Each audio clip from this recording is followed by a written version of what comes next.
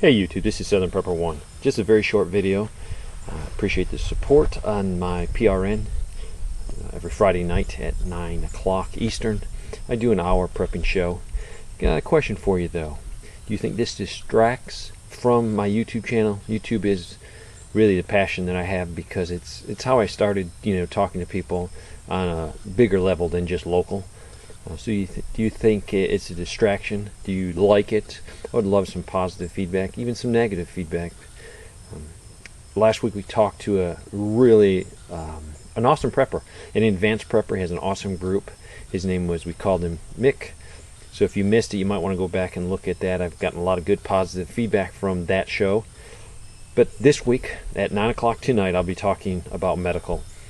I'm going to be talking about what would you guys do in a grid down situation, and what would it look like.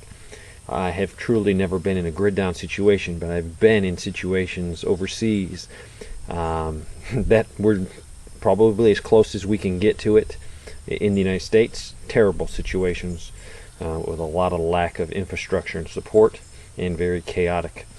So I'm going to be talking about that. I'm going to talk about some skills that we need as preppers.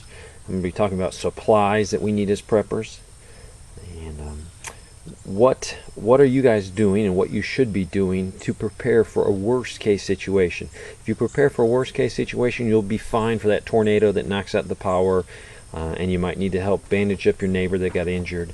But I always like to go worst case, because then if the worst case doesn't happen, we're definitely prepared for it. I'm going to also talk about actions of others that will give your retreat group or your family some health concerns and health problems. I'm also going to start a little bit and deal with death. What are you going to do with the chaos, with the death?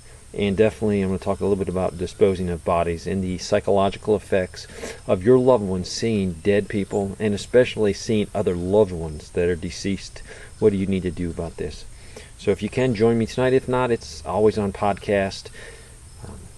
But give me some feedback. Do you think this is a good way? This is just another medium for me to educate, and my primary purpose of doing this is to educate people.